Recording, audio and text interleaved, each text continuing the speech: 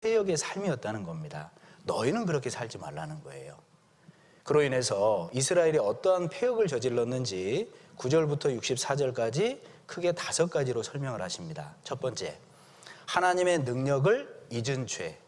두 번째, 하나님의 능력을 분명히 눈으로 체험하고도 하나님을 시험한 죄.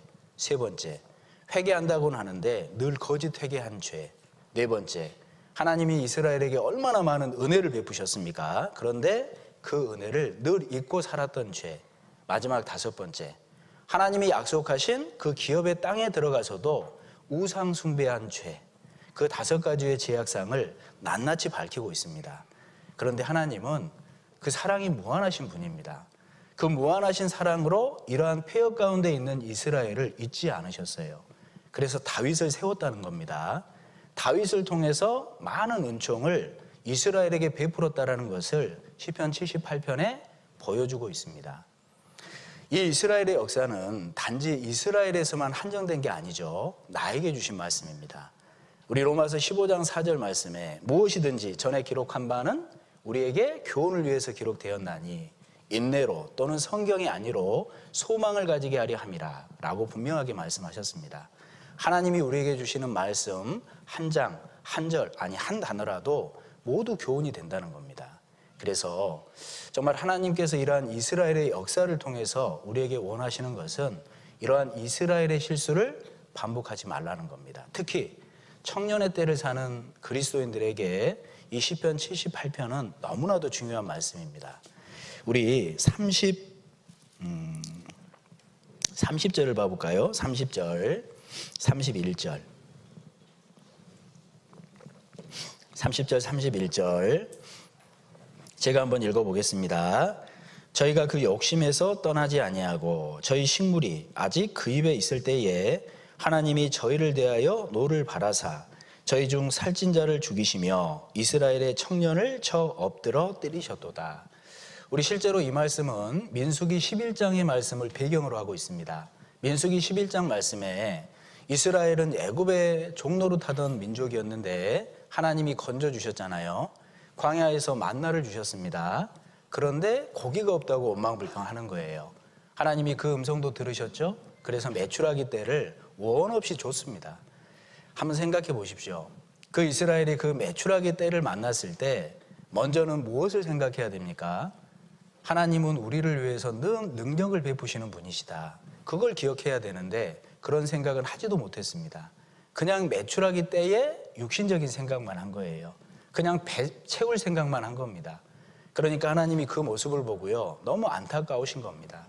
그때 많은 사람들을 쳐 엎드려 죽였다라고 말씀을 하시는데 그 고기가 이사이에 끼어 있을 때 죽였다라고 말씀하시죠. 그런데 그때 죽었던 많은 사람 중에 청년들이 많았던 것 같습니다. 그러니까 청년을 쳐 엎드려 때리셨도다라고 말씀을 하셨죠. 왜 그랬을까요? 청년의 땐 정욕이 많은 때입니다.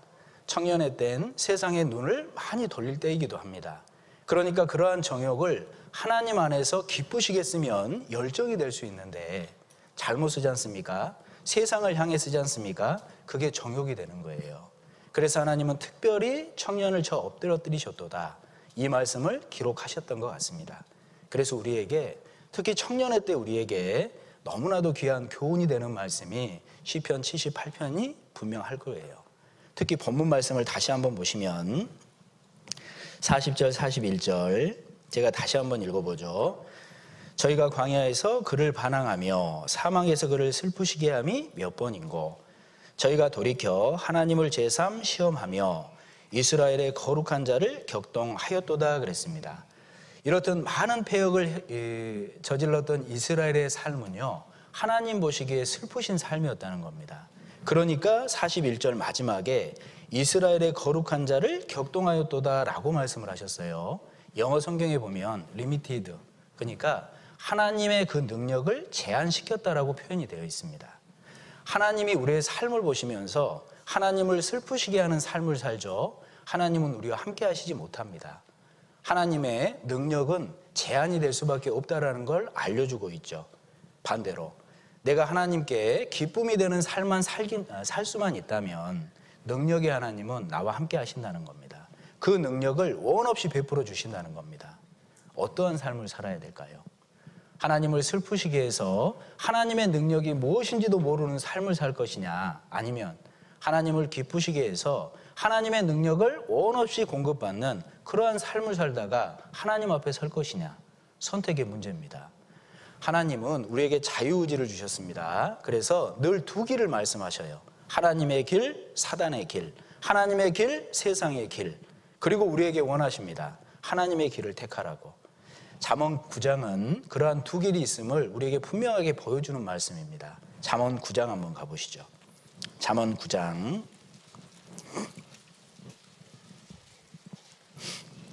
어제 수련회를 통해서 너무 피곤하신 분들은 약 5분 정도 주무셔도 됩니다.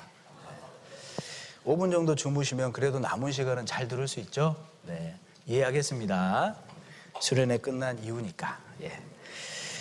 잠언 9장 1절부터 6절까지는 제가 한번 읽어보겠습니다. 지혜가 그 집을 짓고 7 기둥을 다듬고 짐승을 잡으며 포도주를 혼합하여 상을 갖추고 그 여종을 보내어 성중 높은 곳에 불러 이르기를 무릇 어리석은 자는 이리로 돌이키라. 또 지혜 없는 자에게 이르기를 너는 와서 내 식물을 먹으며 내 혼합한 포도주를 마시고 어리석음을 버리고 생명을 얻으라. 명철의 길을 행하라 하느니라. 우리 성경 잠언의 지혜는 우리 예수님을 말씀하십니다. 우리 예수님은 우리의 구원을 위해서 몸을 기꺼이 찢으신 분이죠. 우리 예수님은 우리의 구원을 위해서 기꺼이 모든 피를 흘려주신 분입니다. 짐승, 혼합한 포도주. 실제로 그 사실을 통해서 우리를 구원해 주시고 생명을 얻으라 우리를 초청하신 분입니다. 생명을 얻은 그리스도인들에게도 남은 여생은 주님의 끝 가운데 올바른 길을 행하라고 권하시는 분이시라는 거예요. 그러니까 이 잠언 9장 1절부터의 말씀은 하나님의 길을 온전히 따르라는 초청인 겁니다. 반대로 13절을 봐보시죠. 13절부터 18절까지 동일한 초청인 것 같은데 비교해보면 전혀 다른 초청입니다. 우리 13절부터 18절까지는 같이 한번 읽어보시죠. 미련한 계집이 떠들며 어리석어서 아무것도 알지 못하고 자기 집 문에 앉으며 성읍 높은 곳에 있는 자리에 앉아서 자기 배를 바로 가는 행객을 불러 이르되 무릇 어리석은 자는 이리로 돌이키라. 또 지혜 없는 자에게 이르기를 도적질한 물이 달고 몰래 먹는 떡이 맛이 있다 하는도다. 오직 그 어리석은 자는 죽은 자가 그의 곳에 있는 것과 그의 객들이 음부 깊은 곳에 있는 것을 알지 못하느니라. 올바로 걸어가고 있는 행객을 부르고 있는 겁니다. 누가요? 미련한 계집이. 사단입니다. 음녀입니다. 세상이거든요. 그래서 하나님의 올바른 초청이 있는 반면에 세상의 초청도 있습니다. 사단의 초청도 있습니다. 음녀의 초청도 있습니다. 음녀의 초청은 몰래 먹는 물, 몰래 먹는 떡이라는 겁니다. 거짓 예수, 거짓 영, 거짓 복음. 잘못된 모습으로 늘 우리를 유혹하는 거예요. 하나님은 이렇듯 하나님의 올바른 초청이 있고 반대로 사단의 초청, 세상의 초청이 있다고 말씀하십니다. 우리에게 원하시죠. 어떤 길을 따를 것이냐. 실제로 오늘 시편 78편 40절 말씀도 정말 그 두 가지의 길 중에 어느 것을 택할지 우리에게 알려주고 있는 말씀입니다.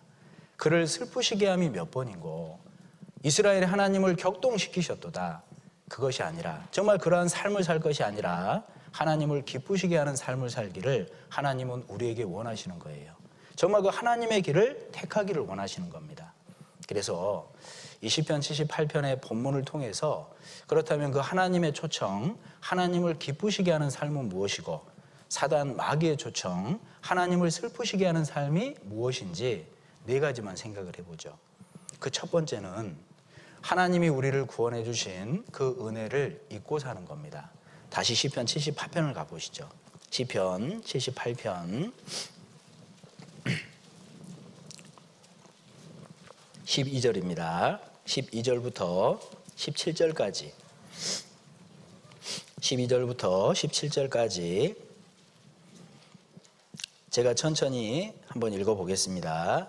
옛적에 하나님이 애굽 땅 소환들에서 기이한 일을 저희 열조의 목전에서 행하셨으되 저가 바다를 갈라 물을 무더기같이 서게 하시고 저희로 지나게 하셨으며 낮에는 구름으로 온 밤에는 화강으로 인도하셨으며 광야에서 반석을 쪼개시고 깊은 수원에서 나는 것 같이 저희에게 물을 흡족히 마시우셨으며 또 반석에서 시내를 내사 물이 강같이 흐르게 하셨으나 저희는 계속하여 하나님께 범죄하여 황야에서 지존자를 배반하였도다. 이스라엘의 민족이 어떤 민족입니까? 하나님이 택하신 거룩한 민족입니다. 그러한 민족이 애굽에서 400년 노예 생활할 때 너무 힘들었던 겁니다. 하나님께 부르짖었죠? 건져주십시오. 하나님은 그 응답을 들으셨습니다. 건져주셨잖아요. 광야에서 생활할 때도 하나님은 그 민족을 모른 척하지 않으셨어요. 낮에는 구름 기둥으로 밤에는 불 기둥으로 인도하는 삶, 보호하는 삶을 살게 하셨던 것이 하나님입니다. 뿐만 아니라 배고프다 할 때 만나를 내리셨고 목마르다 할 때 물을 터쳐주셨고 고기가 먹고 싶다 할 때 메추라기 떼를 보내주신 분이 하나님이십니다. 하나님은 하나님에게 원망불평할 만한 일을 한 번도 행하신 적이 없으신 분이에요. 그런데 이스라엘은 그 은혜를 잊고 살았던 겁니다. 그 은혜를 잃으니까 매일마다 하나님 앞에 원망불평하고 매일마다 하나님 앞에 패역의 삶을 살았던 것이 이스라엘이잖아요. 반면에 그러한 모습이 하나님을 슬프시게 하는 삶이라면 우리의 삶은 그래서는 안 된다는 겁니다. 우리는 기억할 필요가 있어요. 하나님이 우리에게 베풀어 주신 그 구원의 은혜, 구원받은 이후에도 매일마다 주시는 은혜 위에 은혜, 그렇게 살다가 하나님 앞에 서면 주실 그 큰 영광, 그것이 어떤 겁니까? 한번 생각해 보십시오. 우리 히브리서 2장 3절 말씀에 우리의 구원을 이렇게 말씀하시죠. 이같이 어떤 구원이요? 큰 구원을 등한히 여기면 어찌 피하리요? 우리의 구원은요, 쉽게 생각할 구원이 아닙니다. 이 구원을 돈으로 사라고 하면 얼마를 줘야 될까요? 불가능한 일이기 때문에 하나님이 선물로 주신 거예요. 공짜기 때문에 우리는 정말 악하게도 때로는 그 구원을 경홀히 여기며 살아갑니다. 우리가 받은 구원은 큰 구원이에요. 제가 요즘에 여러 가지 기회가 돼서 어르신들을 많이 상담하는데요. 죽음을 앞에 두고 그 구원을 생각할 때마다 내가 받은 구원이 기가 막힌 구원인 겁니다. 실제로 우리 교구 안에 어느 할머니께서 얼마 전에 복음을 들으셨습니다. 손녀분이 할머니의 손에 의해서 길러지셨는데 복음을 전하고 싶은 거예요. 그런데 기회를 못 잡았습니다. 요양원에 계셨거든요. 그러다가 정말 기도 가운데 복음이라도 한번 꼭 들려드리자고 제가 같이 갔어요. 복음을 전해드렸죠. 물론 그 복음 말씀이 마음에 심겨서 천국에 가셨는지는 모르겠지만 마지막에 그 할머니께서 네, 감사합니다. 그 말씀 한마디에 손녀의 마음에 위로가 된 겁니다. 실제로 그 복음을 전한 이후에 3일 후에 돌아가셨어요. 한번 생각해 보시죠. 그때 그 기회를 받지 못했다면 그 할머니도 안타깝지만 그 손녀에게도 정말 큰 짐이 될 뻔했지 않습니까? 우리의 구원은 쉽게 생각할 문제가 아닙니다. 우리의 구원은 이같이 큰 구원이에요. 서두에 설명드린 것처럼 저희 아버지도 지금 천국에 계시고 저희 어머니는 지금 거동이 안 돼서 요양원에 계십니다. 저희가 1월에 요양원에 모시면서 제가 어머니께 했던 말씀이 지금도 생각이 나요. 어머니, 지금은 비록 육신은 좀 떨어져 있지만 우리가 천국에서 다시 만날 소망이 있지 않냐고. 아버지도 거기 계시고 어머니도 거기 가실 분이고 저도 거기 가는 사람인데 지금은 비록 떨어져 있지만 그러한 소망이 있지 않냐고. 생각해 보십시오. 그 소망의 근원이 어디입니까? 구원이잖아요. 우리의 구원은 절대 작은 구원이 아닙니다. 이같이 큰 구원이 분명하잖아요. 그렇기 때문에 그러한 구원의 은혜를 잊고 사는 것처럼 하나님 앞에 패역한 삶이 없다는 거예요.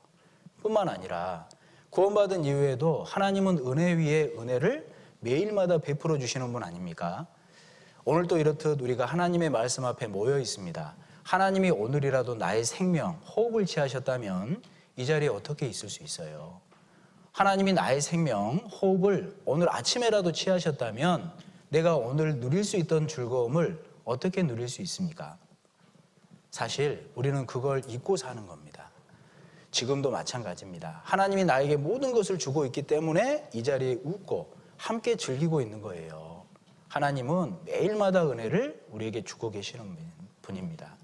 그러한 풍성한 은혜를 누릴 수 있는 곳이 교회라는 곳이거든요. 우리 시편 36편에 보시면 이런 말씀이 있습니다. 시편 36편 7절입니다. 7절 7절과 8절 말씀 우리 같이 한번 읽어보시죠. 하나님이여 주의 인자하심이 어찌 그리 보배로우신지요. 인생이 주의 날개 그늘 아래 피하나이다. 저희가 주의 집에 살찐 것으로 풍족할 것이라. 주께서 주의 복락의 강수로 마시우리로이다.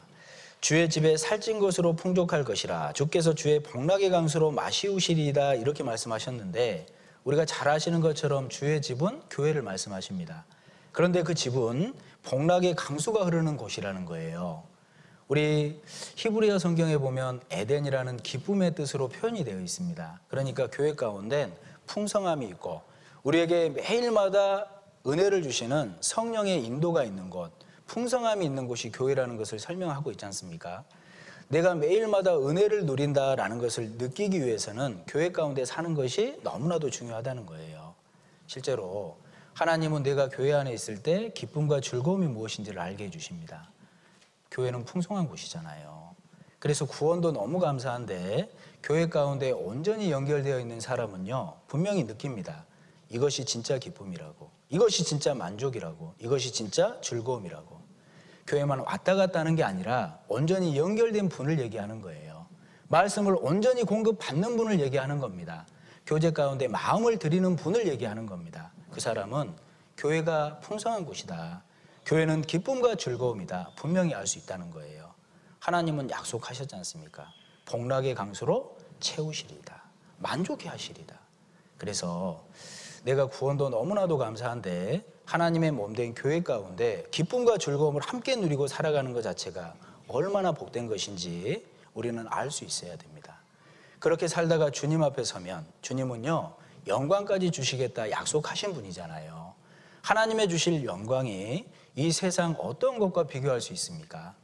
하나님의 주실 영광은 너무나도 큰 겁니다. 그러기 때문에 실제로 하나님이 나에게 주신 구원받은 이후에도 하나님이 나에게 매일마다 베푸시는 은혜, 그 풍성함을 풍족히 채워주시는 교회, 그렇게 살다가 주님 만나면 주실 영광, 모든 은혜의 하나님이시지 않습니까? 그러한 모든 은혜의 하나님을 잊고 사는 것처럼 폐역한 삶이 어디에 있어요? 그렇기 때문에 하나님이 기뻐하시는 삶은 그러한 은혜를 매일마다 기억하는 겁니다. 그러한 은혜를 바라보는 겁니다. 그게 하나님을 기쁘시게 하는 삶이지 않습니까? 성경에 보면 그러한 삶을 살았던 민족이 있습니다. 길르앗 야벳 사람들이에요. 우리가 잘 알고 있죠. 사무엘상 11장에 보면 이 길르앗 야벳 민족이 암몬 사람 나하스에 의해서 위험에 처합니다. 그때 그 길르앗 야벳을 구해준 사람이 사울이지 않습니까? 물론 사울은 그때 이스라엘의 왕이었기 때문에 마땅히 그 일을 행하는 게 맞습니다. 그런데 길르앗 야벳 사람들은요 그러한 사울의 은혜를 잊지를 않아요. 40년이 지났는데도 잊고 살질 않습니다. 결국 사무엘상 31장에 보면 사울이 길보아 전투에서 자기의 칼에 스스로 엎드려져서 자결을 하지 않습니까? 그 시신을 수습해서 장사를 치러준 민족이 길르앗 야벳 사람들입니다. 한번 가보실까요? 사무엘상 31장입니다. 사무엘상 31장 앞에 있는 내용들은 아까 말씀드린 거 내용 드리니까요. 우리 11절부터 한번 봐보시죠. 11절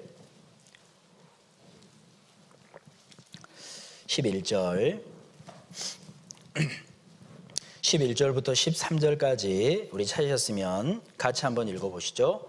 길르앗 야베스 거민들이 블레셋 사람들의 사울에게 행한 일을 듣고 모든 장사가 일어나 밤새도록 가서 사울과 그 아들들의 시체를 벳산 성벽에서 취하여 가지고 야베스에 돌아와서 거기서 불사르고 그 뼈를 가져다가 야베스 에셀나무 아래 장사하고 7일을 금식하였더라. 수십 년이 지난 지금 그 은혜를 잊지 않은 길르앗 야베스 사람들이 사울의 장사를 치러준 겁니다. 그것도 모자라서 7일 동안 애곡하며 울었던 거예요. 은혜에 대한 보답이 아니고 어떻게 이 장면을 설명할 수 있습니까? 실제로 그때 암몬 사람 나하스가요, 너희들과 나와 하친할 수 있는 조건이 있다. 뭐냐? 오른쪽 눈을 빼야 된다. 사실 오른쪽 눈 하나 빼는 것 자체도 너무 고통스러운 일일 겁니다. 그게 화친의 조건이었어요. 그런데 거기에서 건져준 사람이 사울이잖아요. 그 은혜를 잊지 않은 민족이 길르앗 야베스잖아요. 눈 하나 뽑히는 것도 고통스러워서 거기에 구원받은 그러한 모습도 이렇게 보답하는데 우리는 어디에서 건진받은 사람이에요? 정말 그 불구덩이에서 건진받은 사람입니다. 길르앗 야베스 사람들과 비하면요, 사실 오른쪽 눈 하나 뽑히는 고통과는 비교할 수 없는 고통에서 건진받은 사람이 나라고요. 그러면 생각해 보십시오. 그러한 길르앗 야베스 사람들이 그 사울의 은혜를 잊지 않고 장사했다면 우리는요, 정말 나를 위해서 죽으신 주님을 위해 장사하는 삶을 살아야 되지 않아요? 정말 그 은혜에 보답하는 삶을 살아야 되지 않아요? 그런데 더 기가 막힌 게 뭔지 아십니까? 그렇게 나는 그 은혜에 보답하는 삶을 사고자 한 것뿐인데, 정말 그 은혜가 너무 감사해서 신앙생활을 하는 것뿐인데 하나님은 그걸 또 잊지 않겠답니다. 우리 사무엘하 1장 가보시죠. 사무엘하 1장. 그 길르앗 야베스 사람들을 다윗이 찾습니다. 그래서 뭐라고 얘기하시는지 보세요. 사무엘하 2장 4절부터 제가 한번 읽어보죠. 4절입니다. 사무엘하 2장 4절부터 제가 읽겠습니다. 유다 사람들이 와서 거기서 다윗에게 기름을 부어 유다 족속의 왕을 삼았더라. 혹이 다윗에게 구하여 가로되 사울을 장사한 사람은 길르앗 야베스 사람들이니라 하매 다윗이 길르앗 야베스 사람들에게 사자들을 보내어 가로되 너희가 너희 주 사울에게 이처럼 은혜를 베풀어 장사하였으니 여호와께 복을 받을지어다. 너희가 이 일을 하였으니 이제 여호와께서 은혜와 진리로 너희에게 베푸시기를 원하고 나도 이 선한 일을 너희에게 갚으리니 이제 너희는 손을 강하게 하고 담대히 할지어다. 너희 주 사울이 죽었고 또 유다 족속이 내게 기름을 부어 저희의 왕을 삼았음이니라. 실제로 길르앗 야베스 사람들은 사울에게 은혜를 갚은 것뿐인데 다윗은 그 길르앗 야베스 사람들을 불러서 복을 주고 있습니다. 능력을 주고 있습니다. 보십시오. 구원받은 우리의 모습이 이러한 모습이어야 되지 않습니까?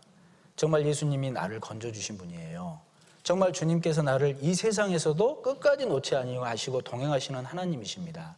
그게 은혜라는 것이 느껴진다면 주님, 그 은혜에 제가 그 은혜를 잊지 않고 그래도 조금은 보답하는 삶을 살겠습니다. 그러한 사람을 하나님은 잊지 않으십니다.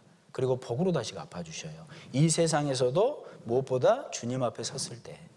그래서 하나님은 그 은혜를 잊는 것이 얼마나 패역하고 하나님 보시기에 슬프신 삶이냐. 반면에 그 은혜를 늘 기억하고 어찌하든지 보답하려고 하는 삶이 얼마나 하나님을 기쁘시게 하는 삶이냐.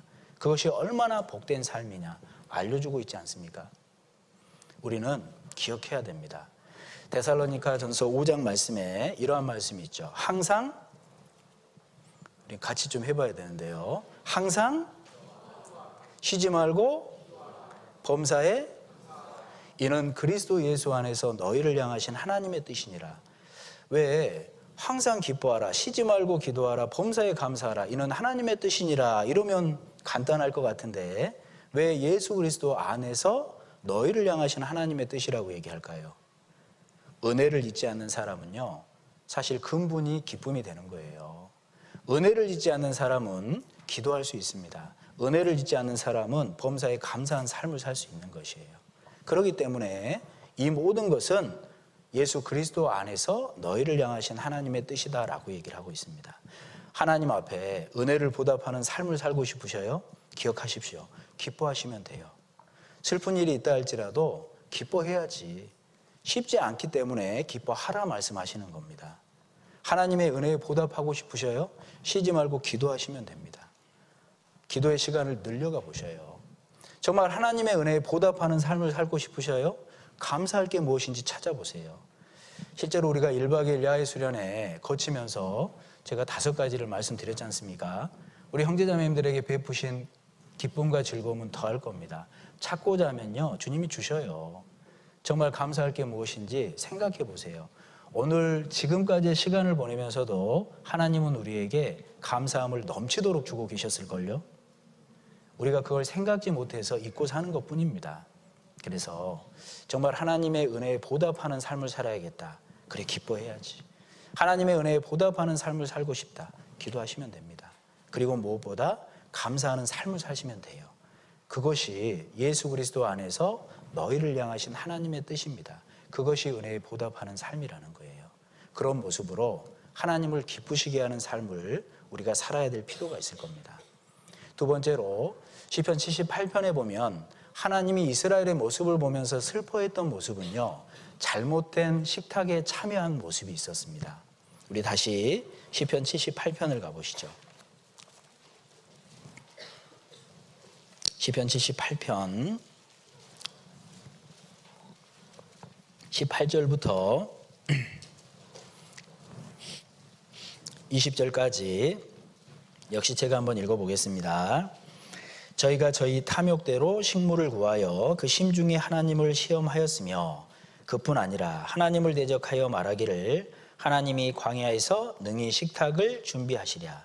저가 반석을 쳐서 물을 내심에 시내가 넘쳤거니와 또 능히 떡을 주시며 그 백성을 위하여 고기를 예비하시랴 하였도다. 참 패역한 모습이죠.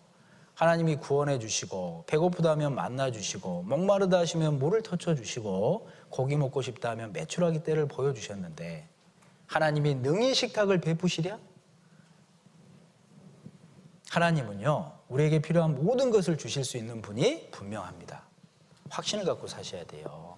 하나님은 나에게 필요한 모든 식탁을 능히 베푸시는 분이시라는 얘기입니다. 그런데 하나님이 슬프시게 보는 건요, 그런 하나님이 베푸신 식탁에 참여하는 게 아니라 사단이 베푸는 식탁에 참여하는 거예요.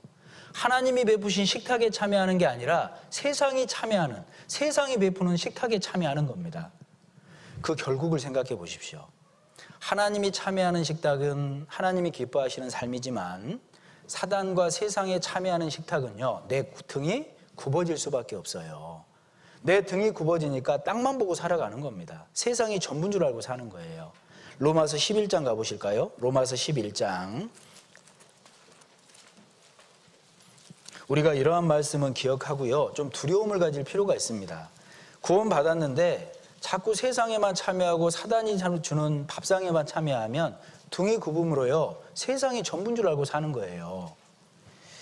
로마서 11장 9절 말씀부터 10절까지 9절 10절 말씀, 우리 말씀도 같이 한번 읽어보시죠. 또 다윗이 가로되 저희 밥상이 올무와 덕과 거치는 것과 보응이 되게 하옵시고 저희 눈은 흐려보지 못하고 저희 등은 항상 굽게 하옵소서 하였느니라. 여기서 말씀하시는 저희 밥상이 어떤 밥상입니까? 사단이 베풀어 놓은 밥상이에요. 세상이 베풀어 놓은 밥상이에요. 그러한 밥상은 올무와 덫이 됩니다. 그러한 밥상은 분명히 우리의 등을 굽게 한다는 겁니다. 우리의 등이 굶어지면 세상이 전부인 줄 알고 살아요. 구원 받았어도. 그것처럼 안타까운 모습이 어디 있습니까? 그것은요, 하나님이 슬프시게 보시는 모습이라는 거예요. 지금도 마찬가지 아니겠습니까? 지금 이 말씀이라는 하나님이 베푸신 식탁이 얼마나 풍성합니까? 그런데 몸은 와 있는데 마음은 딴 데 있어요. 사실 참여하는 모습이 아니겠죠. 그래서 하나님은 정말 그러한 슬프시게 하는 삶을 살기를 원하지 않은 겁니다. 정말 주님의 밥상에 참여해라. 그러면 너의 잔이 넘치는 거 아니냐. 그 잔이 넘치면 소망이 넘치지 않냐. 그 잔이 넘치면 은혜가 넘치지 않냐. 그 잔이 넘치면 지혜와 지식이 넘치지 않냐. 그 잔이 넘치면 소망이 커지지 않냐. 하나님은 그걸 우리에게 원하시는 거 아닙니까? 시편 23편입니다. 시편 23편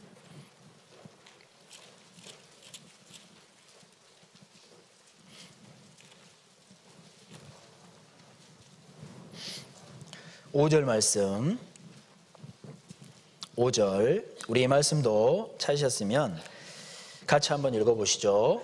주께서 내 원수의 목전에서 내게 상을 베푸시고 기름으로 내 머리에 바르셨으니 내 잔이 넘치나이다. 주께서 내 원수의 목전에서 내게 상을 베푸셨다 돼 있는데 영어 성경에 보면 테이블이라고 돼 있어요. 밥상입니다. 밥상. 이렇게 뭘 잘하면 주는 상이 아니라요, 밥상을 베푸셨다는 거예요. 말씀의 밥상, 교제의 밥상, 기도의 밥상. 얼마나 풍성한 밥상을 하나님은 나에게 베푸십니까? 그 밥상에 제대로 참여하는 사람은 분명합니다. 잔이 넘쳐요. 말씀드린 것처럼 우리가 기쁨과 즐거움이 무엇이냐 찾아보자라는 취지로 야외 수련회를 계획했죠. 기쁨과 즐거움을 찾아보려고 온전히 참여하신 분은요, 기쁘셨을 겁니다. 즐거우셨을 겁니다. 확신에 찬 시간이 되셨을걸요. 그런데 그러지 못했으면 그냥 피곤하기만 했을 거예요. 억지로만 됐을 거예요. 우리는 지금부터라도 정말 하나님의 기쁘시게 하는 삶은 하나님이 베푸신 밥상에 참여하는 거다. 정말 그러한 밥상에 참여하면 잔이 넘친다. 잔이 넘치는 사람은 말씀드렸잖아요. 소망이 넘치고 은혜가 넘치고 지혜가 넘쳐요. 무엇보다 기쁨과 즐거움이 넘칩니다. 교회 가운데요, 즐겁게 신앙생활하는 분들을 봐보셔요. 공급을 제대로 받는 분들이에요. 말씀을 잘 듣는 분들이에요. 개인적으로 말씀 묵상하시는 분들입니다. 교제에 마음 가지고 참여하시는 분들이에요. 주님께 온전한 마음으로 기도하는 분들이실걸요. 그분들한테 물어보십시오. 신앙이 억지로입니까? 그분들한테 여쭤보십시오. 신앙이 힘들던가요? 아니요. 신앙생활은 기쁨과 즐거움입니다. 그렇게 간증할 거예요. 저는 28에 구원받고요, 20년 동안 교회 안에서 살면서 지금도 확실히 얘기할 수 있는 건 신앙생활처럼 즐겁고 깊은 걸 찾아본 적이 없습니다. 못 믿는 눈치 같아요. 정말입니다. 28 이전까지는요, 세상에서 정말 즐겁다 물론 살았는데 저는 아직도 기억이 남는 게 20대 초반이었던 것 같아요. 친구들이랑 새벽까지 시간을 보내고요, 집에 들어가는데 그 헛헛함, 마음이요 너무 무겁더라고요. 20살 초반이면 그런 생각 할 때가 아닐 것 같은데 그때 어떤 생각이 들었냐면, 내가 이러려고 사나? 그 허무함이 물려오는데요, 제가 지금도 그 감정이 아직도 남아있어요. 그 헛헛함이. 그래서 사람들이 구원 못 받고 그런 감정 느끼면 자살도 하나 보다, 그런 생각을 한다니까요. 그런데 구원받은 이후에 정말 교회 안에서 시간을 늦게까지 봉사하다가 교제하다가 돌아갈 때 헛헛함을 느껴본 적이 없습니다. 늘 보람찼어요. 늘 감사했어요. 그러니까 지금도 나는 한다니까요. 구원받은 이후에 저는 28까지 세상에서 살아봤지 않습니까? 정말 구원받은 이후에 신앙생활 하다 보니까요, 신앙생활만큼 기쁘고 즐거운 게 없더라. 제 결론입니다. 물론 아직까지 주님 만날 날은 더 많이 남아있을 테지만, 그때야 제 믿음이 완성될 테지만, 지금까지 제 경험, 아주 짧은 경험이지만 그렇다는 거예요. 그래서 우리는 기억할 필요가 있습니다. 주님의 상에 참여해야 그 기쁨과 즐거움이 넘치고 잔이 넘침으로 인해서 옆에 있는 형제자매들한테도 영향력을 미치는 거예요. 그 잔이 넘쳐야 아직 구원받지 못한 우리 가족들에게, 아직 구원받지 못한 내가 늘 얼굴을 대하는 그들에게 영향력을 미치는 겁니다. 그렇지 않겠습니까? 내가 갈급한데 어떻게 형제자매들한테 영향력을 미쳐요? 나는 늘 갈급한데 어떻게 이뤄진 영혼들에게 영향력을 미쳐요? 그들의 삶은요, 힘들거든요. 그런데 구원받았다는 그리스도인의 모습을 봐도 나랑 똑같아요. 무슨 영향력을 미쳐요? 우리는 주님의 상에 온전히 참여함으로 잔이 넘쳐야 됩니다. 그로 인해서 내 곁에 있는 형제자매들에게 영향력을 미쳐야 돼요. 아직 구원받지 못한 영혼들에게 영향력을 미쳐야 돼요. 하나님은 그러한 삶을 기뻐 보십니다. 어떤 선택하시겠습니까? 여전히 세상에 눈이 돌아가서 여전히 사단에 차려놓은 밥상에 늘 등이 굽어지면서도 그게 무엇인지도 모르는 삶을 사시겠어요? 앞으로도 하나님을 그렇듯 슬프게 하는 삶을 사시겠습니까? 아니면 정말 주님이 베푸신 온전한 밥상에 마음을 들여서 참여함으로 공급받아서 잔이 넘치는, 그래서 하나님을 기쁘시게 하는 그런 삶을 사시겠어요? 선택하셔야 돼요. 그리고 하나님이 슬프시게 보는 세 번째 삶은요, 믿음이 없는 삶입니다. 다시 시편 78편 가보시죠. 시편 78편 22절입니다. 제가 2절 말씀만 찾아서 읽어드릴게요. 반복되는 말씀이 있습니다. 22절 제가 읽겠습니다. 이는 하나님을 믿지 아니하며 그 구원을 의지하지 아니한 영고로다. 32절입니다. 그럴지라도 저희가 오히려 범죄하여 그의 기사를 믿지 아니하였으므로. 22절과 32절에 공통되는 말씀은 믿지 아니함으로, 믿지 아니하였으므로. 하나님을 슬프시게 하는 삶은요, 믿음 없는 모습입니다. 우리 마가복음 16장에 보면 부활하신 예수님이 맨 처음에 마리아에게 보이셨죠. 그렇죠? 막달라 마리아에게 보이셨는데 막달라 마리아가 부활하신 예수님을 보고 제자들을 찾아갑니다. 예수님 부활하셨다고. 제자들이 뭐라고 얘기했죠? 듣고도 믿지 아니하니라. 엠마오로 내려가는 두 제자에게도 예수님은 나타나셨어요. 그분이 예수님이라는 걸 깨닫고 그 즉시로 예루살렘에 올라왔습니다. 그리고 얘기했죠? 예수님 부활하셨다. 제자들이 뭐라고요? 역시 믿지 아니하니라. 믿음 있는 모습 자체가 없는 거예요. 그러니까 예수님이 그 제자들에게 나타났을 때 맨 먼저 하신 말씀이 뭡니까? 그 믿음 없음을 책망하셨다는 겁니다. 마가복음 16장 가보시죠. 마가복음 16장.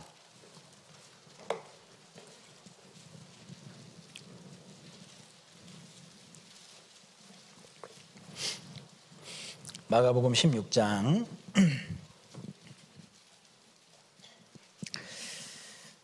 그렇게 예수님이 믿지 아니하는 제자들에게 나타나서 하시는 말씀입니다. 14절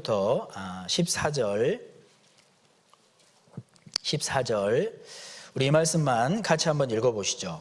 그 후에 11 제자가 음식 먹을 때에 예수께서 저희에게 나타나사 저희의 믿음 없는 것과 마음이 완악한 것을 꾸짖으시니 이는 자기의 살아난 것을 본 자들의 말을 믿지 아니함일러라. 부활하신 예수님이 그 제자들에게 하신 첫 번째 말씀입니다.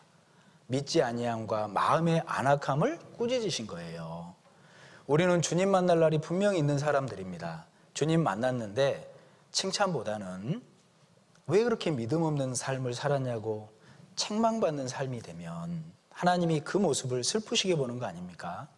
정말 그 믿음 없는 삶을 하나님이 슬프시게 보는 거잖아요.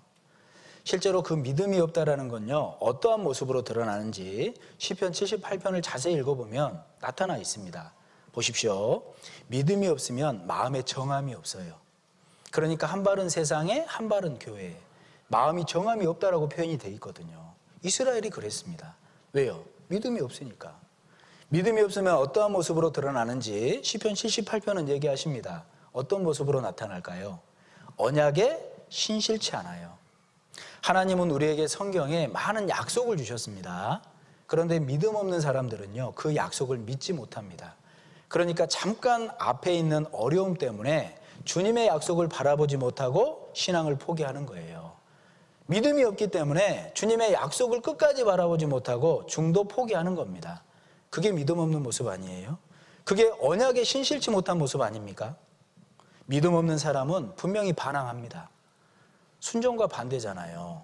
놀랍게도 믿음과 순종은 연결이 되어 있다는 거 아십니까? 믿음은 내면적인 모습이고 순종은 외적인 모습인 거예요.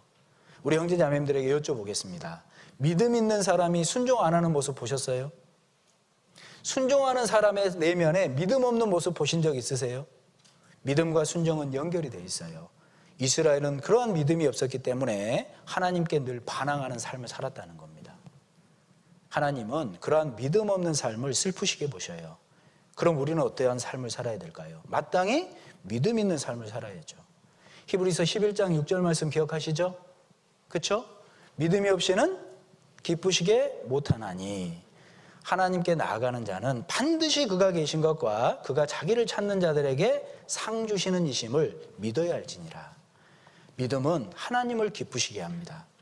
우리가 구원받을 때도 필요한 것이 믿음이었고 신앙생활할 때도 필요한 것은 믿음인 거예요. 하나님은 그 믿음을 늘 중요하다 말씀하십니다. 성경 많은 것을 보십시오.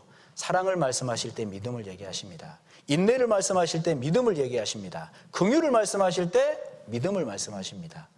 믿음은 늘 베이스로 깔려 있는 겁니다.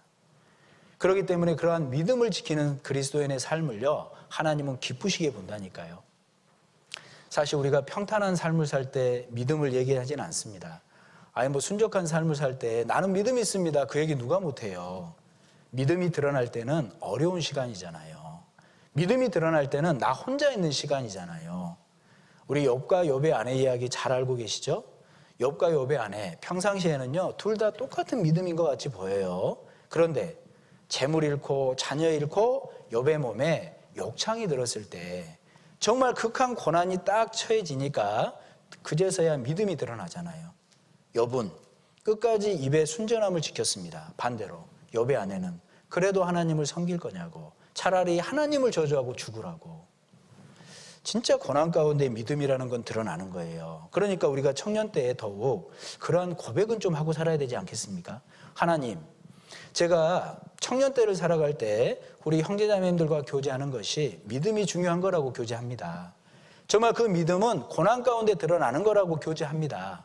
그러면 하나님, 저도 정말 그러한 고난 가운데 처해졌을 때 저의 믿음이 진짜라고, 우리 형제자매님들에게 했던 간증이 진실이라고, 정말 그러한 삶을 살 수 있도록 도와주십시오. 그러한 다짐하고 살아야 되지 않아요? 형제자매님들이 어려움 가운데 있을 땐 그럴 때 더 말씀에 있어야죠. 그럴 땐 더 교회 가까이 해야죠. 그러면서 내가 왜 고난 가운데 처할 때는 그 얘기를 내가 했던 걸 잊어먹어요. 기억하셔야 됩니다. 내가 했던 얘기는 하나님 앞에 한 얘기예요. 지켜야죠. 그게 믿음이잖아요. 하나님은 그러한 믿음을 분명히 기쁘시게 보실 겁니다. 그래서 하나님은 그 믿음을 금이라고 얘기하시잖아요. 우리의 삶 가운데 믿음 없는, 그래서 슬프시게 하는 삶이 아니라 믿음이 정말 중요하다는 걸 알고, 그 믿음이라는 건 고난 가운데 분명히 드러나는 것을 기억함으로 믿음 있는 삶을 좀 살아야겠다, 이걸 기억하고 사실 필요가 있다는 겁니다. 마지막으로 하나님을 슬프시게 하는 삶은요, 능력 없는 삶이에요. 우리 다시 시편 78편을 한번 가보시죠. 시편 78편 57절입니다. 57절. 시편 78편 57절 우리 같이 한번 읽어볼까요? 저희 열조같이 배반하고 괴사를 행하여 속이는 알같이 빗가서, 됐습니다. 보십시오. 속이는 활같이 빗가서 그랬잖아요. 여기에 보시는 것처럼 속이는 활이라는 건요, 줄이 늘어져 있는 활을 얘기합니다. 줄이 늘어져 있는 활이기 때문에 어떨까요? 화살을 당겨서 놓으면 힘있게 나가요? 툭 떨어져요? 목표까지 가지도 못할 뿐더러 아무리 늘어져 있는 줄을 당겨서 논들 무슨 힘을 발휘하겠습니까? 그렇죠? 구원받은 이후에 축 처져 있는 모습, 늘 자책만 있는 모습, 늘 하나님께 원망불평하는 모습, 하나님이 슬프시게 보시는 모습입니다. 그게 능력 없는 그리스도인의 모습이잖아요. 반대로요, 하나님은 능력 있는 그리스도인의 삶을 보시는 거예요. 기쁘시게. 능력 있는 그리스도인의 삶이요, 와 막 이런 것만 얘기하는 게 아니잖아요. 능력 있는 그리스도인이라는 게 어떤 모습인 줄 아세요? 마음이 온전한 거예요.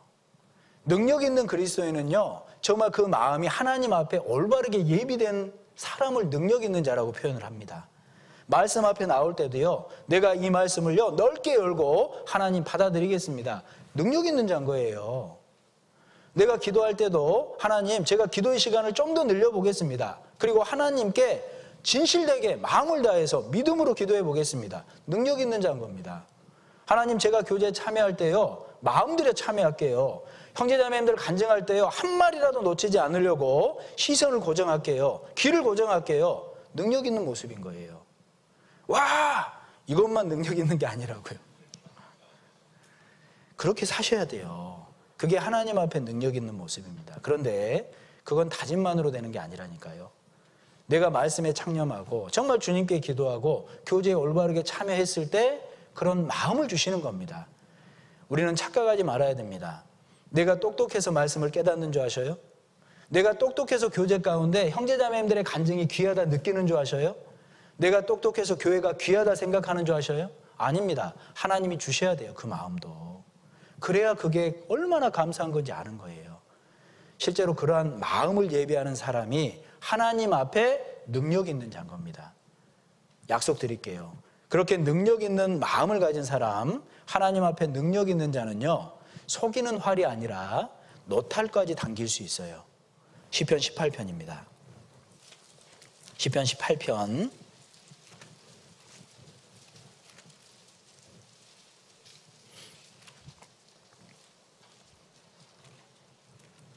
33절부터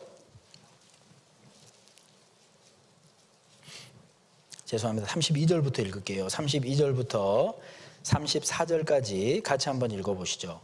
이 하나님이 힘으로 내게 띠띠우시며 내 길을 완전케 하시며 나의 발로 암사슴 발같게 하시며 나를 나의 높은 곳에 세우시며 내 손을 가르쳐 싸우게 하시니 내 팔이 노탈을 당기도다.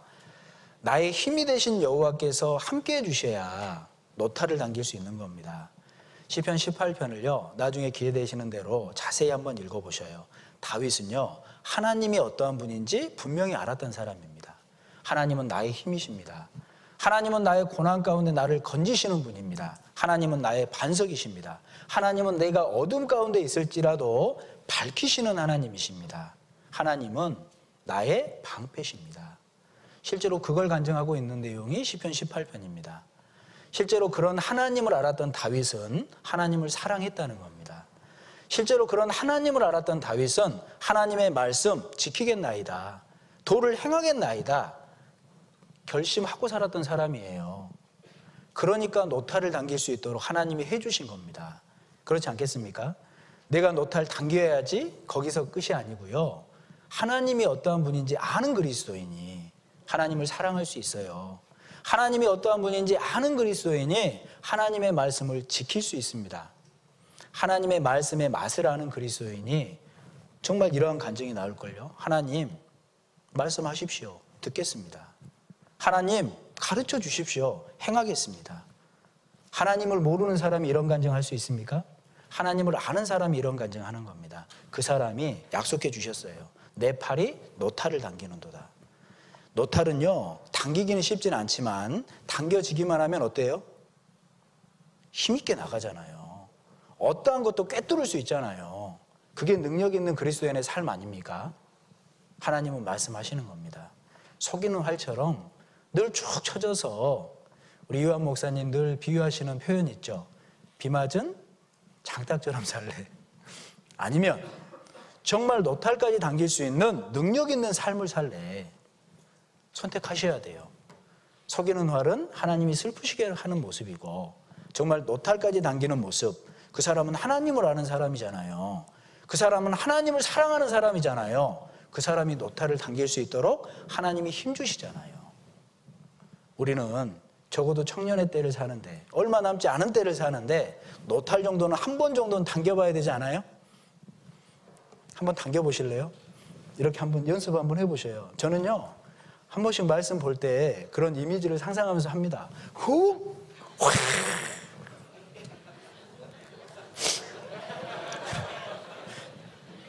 제가 한 번씩 이렇게 흥분하면 이래요.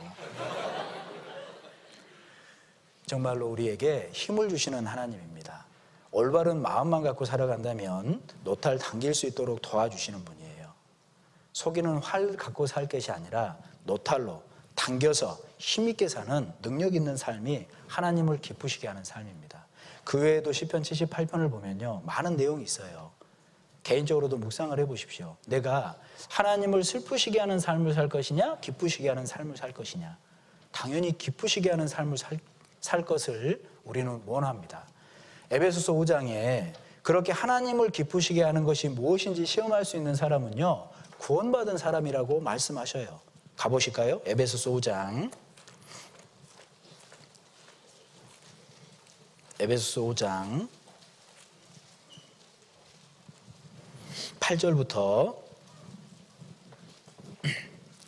8절부터 10절까지 같이 한번 읽어보시죠. 너희가 전에는 어둠이더니 이제는 주 안에서 빛이라. 빛의 자녀들처럼 행하라. 빛의 열매는 모든 착함과 의로움과 진실함에 있느니라. 주께 기쁘시게 할 것이 무엇인가 시험하여 보라. 보세요. 너희가 전에는 어둠이더니 구원받지 않은 사람들이었잖아요. 너희가 전에는 길을 잃은 양이었더니 이제는 빛이라. 이제는 너희 영혼의 목자와 감독 되신 이에게 돌아왔느니라. 구원받았다 이 말이지 않습니까? 그 사람에는요, 빛의 열매, 진실함, 의로움이 분명히 맺혀야 돼요. 그 사람은 실제로 삶 가운데 하나님이 기쁘시게 하는 것이 무엇인지 시험하고 삽니다. 그래서 우리가 정말 하나님께서 슬퍼하는 모습이 무엇이고 기쁘시게 하는 모습이 무엇인지 시편 78편을 통해서 생각을 해봤습니다. 하나님께 기쁘시게 할 게 무엇인지 구원받았다면 말입니다. 하나님께 기쁘시게 하는 삶이 무엇인지 주님 오실 날이 얼마 안 남았단 말이죠. 정말 무엇인지 시험하며 살아야 되지 않겠습니까? 그러한 모습으로 살아야 되지 않겠어요? 제가 마지막으로 이것만 한번 생각을 해보고 마치죠. 어떤 사람은 이런 생각을 합니다. 10번의 기회를 하나님이 주셨어요. 9번은 세상적으로 살아요. 내 마음대로 살다가 한 번 하나님을 기쁘시게 하는 삶을 산다 생각해 보시죠. 그 한 번 기쁘시게 할 때 하나님 오시기를 바라요. 죄송합니다. 그건 요행이에요. 그렇지 않아요? 거꾸로 10번의 기회가 주어졌을 때 9번을 기쁘시게 하는 모습으로 삽니다. 그런데 우리는 여전히 연약한 육신이 있기 때문에 실수할 때도 있어요. 넘어질 때도 있겠죠? 한번 생각해 보세요. 하나님이 9번은 기뻐하는 삶을 살다가 한 번 넘어져 있을 때 그때 오시겠어요? 안 오시겠어요? 저는 안 오시리라고 믿습니다. 그렇지 않아요?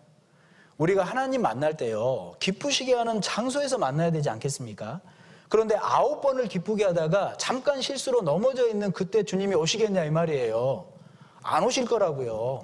다시 한번 힘내라고. 너는 늘 기쁨의 자리에 있던 아이 아니냐고. 그때 오겠다고 기다려 주시지 않겠습니까? 반면에 9번 늘 슬프시게 하는 삶을 살다가 한 번 기쁘게 하는 그런 삶을 살 때 주님이 그때 와주십시오. 그 사람의 기도 들으시겠냐 이 말이에요. 그건 요행이라니까요. 그러니까 우리는 어찌하든지 하나님을 매일마다 기쁘시게 하는 삶을 사는 그러한 삶을 살아야 된다 이 말입니다. 그 자리에서 주님 만나야 되지 않아요? 하나님을 기쁘시게 하는 자리에서 만날 거냐, 슬프시게 하는 자리에서 만날 거냐 선택하셔야 돼요. 주님 곧 오십니다. 하나님을 늘 기쁘게 하는 습관이 돼야 그 사람이 기쁘시게 하는 자리에서 주님을 만날 거예요. 반대로 슬프시게 하는 사람은요, 한 번 기쁘시게 할 때 주님 만날 거다 그 기대 버리셔요. 주님은 요행의 하나님이 아니십니다. 꾸준하신 하나님이셔요. 약속의 하나님이셔요. 기억하셨으면 좋겠습니다. 기도하고 마치겠습니다. 사랑과 은혜가 많으신 고마우신 하나님, 저희들에게 이스라엘의 역사를 통해서 하나님이 슬퍼하시는 게 무엇인지 알게 해주신 것 감사를 드립니다. 저희들이 하나님께서 베푸시는 그 은혜에 보답하고 또 하나님께서 베풀어 주신 그 주님의 식탁에 참여하고 그리고 믿음 있는 삶과 능력 있는 삶을 살아서 하나님께 기쁘시게 하는 귀한 모습이 될 수 있도록 도와주시옵소서. 하나님을 기쁘시게 하는 것이 습관이 되어서 우리의 모든 삶이 하나님께 기쁨이 되고 또 기쁨의 자리에 함께할 수 있도록 도와주시옵소서. 그때 주님, 정말 주님을 바라는 밝은 모습으로 우리 모두가 주님을 만날 수 있도록 도와주시옵소서. 행여라도 하나님을 슬프시게 하는 자리에서 하나님을 만나 책망받고 부끄러움 가운데 영혼의 시간을 보내지 않도록 역사해 주시기를 간절히 원합니다. 특별히 하나님 사랑하시는 청년의 때 우리 청년의 형제자매님들을 들어 사용해 주시옵소서. 세상의 정욕보다는 그 정욕을 하나님 안에서 열정으로 귀하게 사용하다가 하나님 만나는 귀한 삶이 될 수 있도록 도와주시길 원합니다. 예배해 주신 대전도 집회, 청년의 연합 집회, 학예 수양회 기억하며 기도하며 영혼을 준비하고 쓰임 받을 수 있도록 도와주시옵소서. 이후에 쓸 모든 교제 또한 주님께 의지드립니다. 함께해 주시옵소서. 우리의 모든 삶이 하나님께 기쁘시게 할 것이 무엇인지 시험하는 귀한 삶이 될 수 있도록 역사해 주시옵소서. 모든 기도 저희를 사랑하시는 우리 주 예수님의 이름으로 감사하며 기도드렸습니다. 아멘.